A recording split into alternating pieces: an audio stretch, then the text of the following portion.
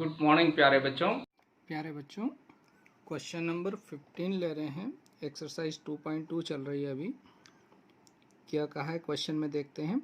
I have a total of ₹300 in coins, यानी उसके पास सिक्के हैं। जैसे आपके पास कॉइन कलेक्शन करते हैं ना, तो टोटल कॉइन की जो अमाउंट है वो ₹300 है। यानी सारे सिक्कों का जो हमने टोटल किया तो कितने रुपीज़ हुए टोटल मिला के? 300। Coins of denominations of rupees, यानी अलग अलग ग्रुप में। ग्रुप से मतलब ₹1 के नोट, ₹2 के नोट मीन्स ₹1 के कॉइन्स, ₹2 के कॉइन्स और ₹5 के कॉइन्स। ये सारे कॉइन्स मिलाकर कितने रुपीज़ बनाते हैं? ₹300। The number of ₹2 coins is 3 times the number of ₹5 coins. तो यहाँ कंपेयर किया है उसने कि ₹5 के जितने सिक्के हैं उनका 3 गुना, यानी उनकी जो संख्या है उससे 3 गुना ज़्यादा संख्या है किसकी? ₹2 के कॉइन की। तो हम ₹5 के कॉइन्स को अगर x मान लेते तो ₹3 के कॉइन्स हो जाएंगे 3x। आगे क्या कहा है? Total number of coins is 160, यानी सारे कॉइन्स मिलाकर ₹1, ₹2 और ₹3 मिलाकर 160 है टोटल। तो how many coins of each denominations are with me, यानी उसके पास कितने, इस व्यक्ति के जो भी है बच्चा या व्यक्ति, इसके पास कितने कॉइन है ये पता लगाना। यानी ₹1 के कितने हैं? डिनोमिनेशंस का मतलब होता है अलग अलग प्रकार का ग्रुप। तो ₹1 का ग्रुप अलग है, सेकंड ₹2 कॉइन्स का अलग है, ₹5 कॉइन्स का अलग ग्रुप है। तो इन सब के संख्याएं कितनी ये बताना है। तो देखिए इस क्वेश्चन में उसने कहा है कि ₹2 के कॉइन्स जो है 3 गुना है ₹5 कॉइन्स से। तो ₹5 के कॉइन्स को जिससे कंपेयर करते उसको हम जनरली मान लेते हैं वेरिएबल के रूप में, तो x मान लिया। तो ₹5 के कॉइन्स की संख्या है x, तो ₹2 के उससे 3 गुना है, तो ₹2 के कॉइन्स हो जाएंगे 3x उसके बच्चों। ठीक है, तो 5 के x हो गए, ₹2 के 3। अब ₹1 के कितने होंगे? तो ये ₹1 का कुछ दिया नहीं है, लेकिन यहाँ नीचे लिखा है the total number of coins कितने हैं? 160। तो देखिए ₹1 के कॉइन, ₹2 के कॉइन और ₹5 के कॉइन सारे मिलाकर 160 है, जिसमें से दो हमको मालूम हो गए, ₹5 के x और ₹2 के 3x। तो टोटल की मिला के 4x। अगर ये 4x 160 में से माइनस कर दें तो ₹1 के कॉइन्स मिल जाएंगे हमको। तो नंबर ऑफ ₹1 कॉइन्स क्या हो गया? 160 में से 4x माइनस कर दिया, तो ये संख्या जो है 160 माइनस 4x क्या हो गई? ₹1 के कॉइन हो गई। तो ये नंबर है बच्चों, ये कॉइन के नंबर है ना। अगर इसमें ये ₹5 का मल्टीप्लाई कर देंगे, इसमें ₹2 का मल्टीप्लाई कर देंगे, इसमें ₹1 का कर देंगे, तो ये टोटल अमाउंट हो जाएगा हमारा ₹300। तो यहाँ क्वेश्चन में क्या कहा है? According to question total sum of amount कितना है? ₹300।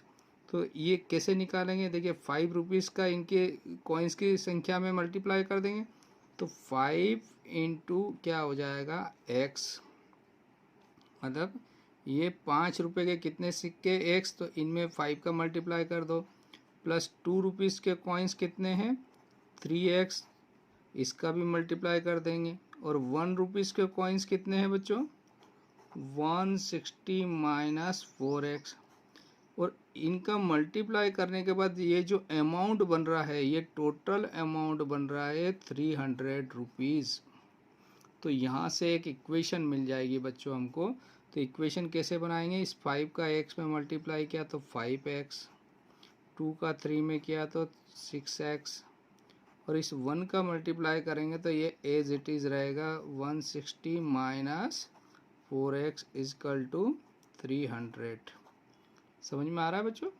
अब यहाँ से आगे देखते हैं तो क्या कहा है। देखिए ये है 5x प्लस का और 6x प्लस का, तो प्लस के कितने हो गए?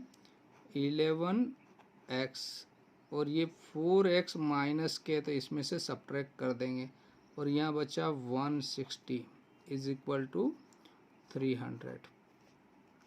तो यहाँ से 4 जाएंगे तो कितना बचेगा बच्चों?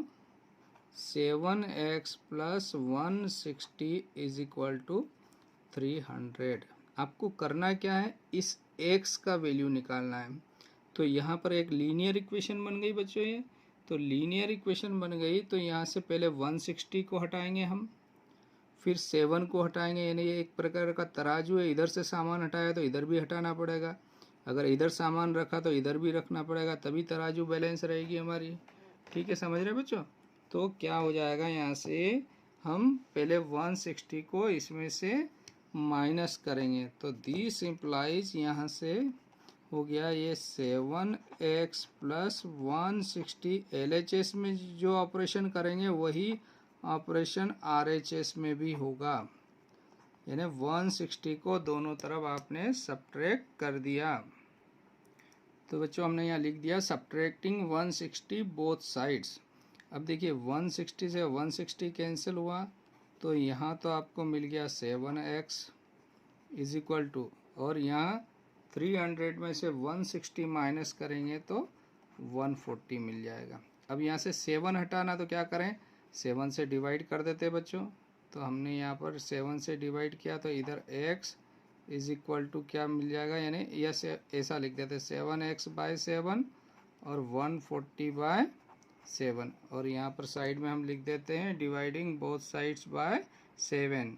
तो देखिए बच्चों ये 7 से 7 कैंसिल हुआ, 7 और 7 2 जा 14। तो यहाँ से आपको मिला x इजकल टू 20, यानी नंबर ऑफ कॉइन्स जो, यानी x का वैल्यू आ गया 20। तो नंबर ऑफ कॉइन्स अलग अलग ग्रुप के अब यहाँ पर हम निकाल लेंगे बच्चों। तो बच्चों नंबर ऑफ कॉइन्स ऑफ ₹5 वो हमने क्या लिया था, वो x माने थे, तो x कितना आया 20। तो ₹5 के कॉइन्स की संख्या हो गई 20, और नंबर ऑफ कॉइन्स ₹2 है 3x, तो 3 इंटू 20 कितना हो गया बच्चों 60। और नंबर ऑफ कॉइन्स ऑफ ₹1, तो ₹1 के लिए क्या करना पड़ेगा, अब 160 माइनस 4 इंटू 20, तो ये हो गया बच्चों कितना 160 माइनस 80। तो आपका ₹1 के कॉइन्स की संख्या कितनी आ जाएगी 80। तो चाहे तो आप यहाँ पर 80 लिख दीजिए या इधर लिख दीजिए। तो ये रिक्वायर्ड आंसर हो गए 20, 60 और 80, और इन तीनों का सम कितना हो गया 160 हो गया। तो एक बार और देख लीजिए बच्चों इस क्वेश्चंस को।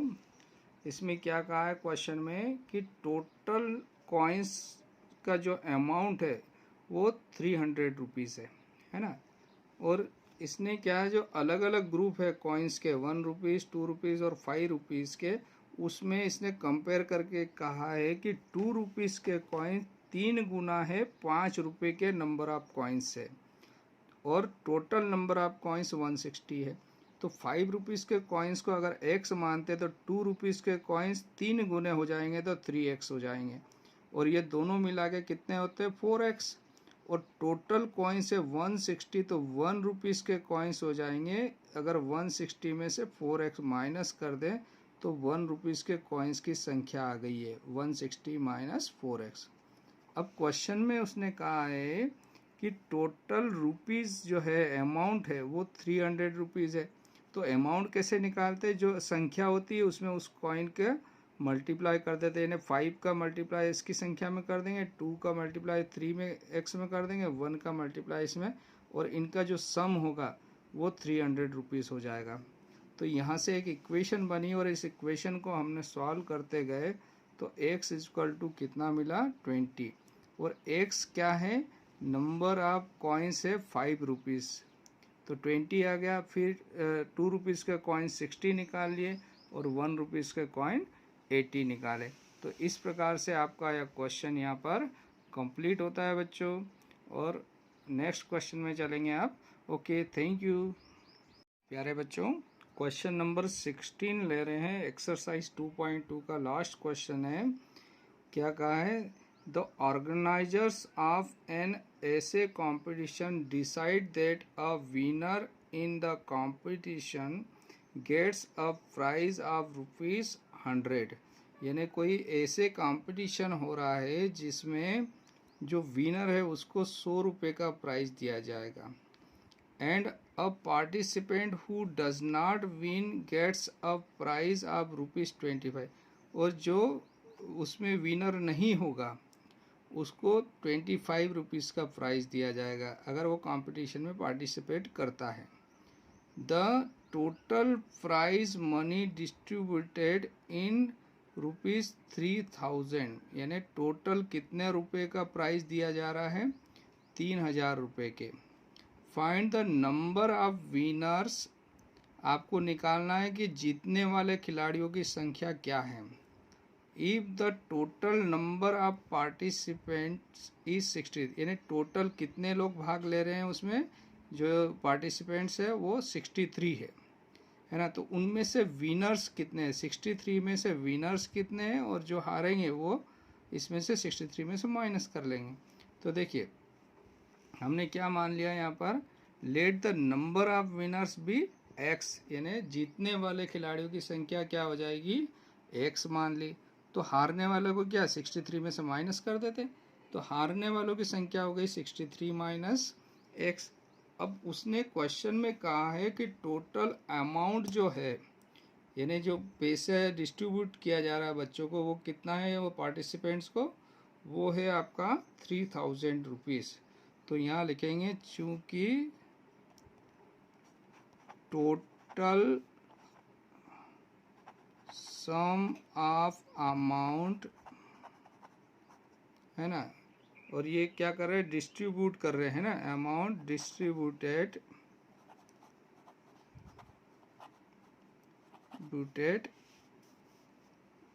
कितना डिस्ट्रीब्यूटेड कर रहे हैं, वो 3000 रुपीज़।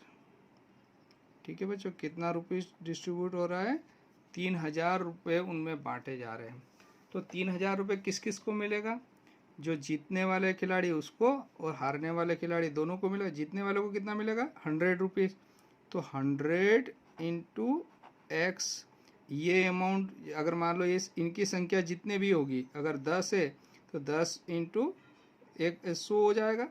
और मान लो इनकी 20 संख्या हुई एक्स जीतने वालों की, तो 20 इंटू 100 हो जाएगा, तो ये 2000 रुपये हो जाएंगे। यानी एक्स जो भी होगा उसका इसमें मल्टीप्लाई हो जाएगा। ऐसे हारने वालों की संख्या, हारने वालों को कितना रुपीज़ मिलेगा, 25 रुपीज़। तो 25 का मल्टीप्लाई हो जाएगा 63 माइनस एक्स में, और ये दोनों का जो अमाउंट मिलाकर कितना हो जाएगा बच्चों, 3000 रुपीज़। ठीक है, अब यहाँ से एक लीनियर इक्वेशन बन जाएगी हमारी। तो इक्वेशन क्या बन जाएगी, देखिए यहाँ से, तो ये तो हो गया आपका 100x प्लस इस 25 का 63 में मल्टीप्लाई होगा बच्चों, यहाँ डिस्ट्रीब्यूटिव प्रॉपर्टी लगाएंगे, इसका इसमें भी मल्टीप्लाई होगा, और 25 का x में भी मल्टीप्लाई होगा, और यहाँ 3000। अब इन दोनों का मल्टीप्लाई कर लेते हैं हम। तो देखिए बच्चों, ये 25 को इधर ले आए हम और इन दोनों का मल्टीप्लाई किया, तो ये आ गया 1575। मल्टीप्लाई करना आपको आता है, साइड में कर लीजिएगा आप। हैं अब यहाँ से ये 25 इसमें से सब्ट्रैक्ट किया, तो यहाँ मिल गया आपको 75x प्लस 1575 इजकल टू 3000। अब ये लीनियर इक्वेशन हो गई। तो यहाँ से पहले तो ये 1575 को हटाना पड़ेगा, फिर 75 को हटाना, यानी x को अकेला रखना है। तो पहले 1575 दोनों में से माइनस करेंगे बच्चों हम। तो यहाँ नेक्स्ट स्टेप में क्या लिख देंगे हम, 75x प्लस 1575, और इधर हो गया 3000। अब ये तराजू है तो दोनों तरफ सेम ऑपरेशन होगा, तो सेम ऑपरेशन यानी इधर आप 1575 माइनस कर रहे तो आपको इधर भी 1575 माइनस करना होंगे।